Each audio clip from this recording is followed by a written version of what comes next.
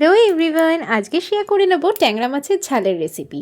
মোটামুটি ট্যাংরা মাছের অনেক রেসিপি আমি শেয়ার করেছি, কিন্তু ঝালের রেসিপি কিন্তু এখনও শেয়ার করিনি। তো কিছুই না, নুন হলুদ মাখানো মাছটাকে সিম্পলি ভেজে নিতে হবে, তেল গরম করে তারপরে সর্ষে বেটে নিতে হবে কাঁচা লঙ্কা দিয়ে।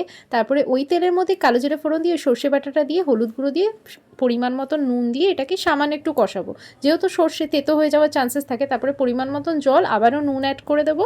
এবার ফুটে এনে মাছগুলো দিয়ে দেবো।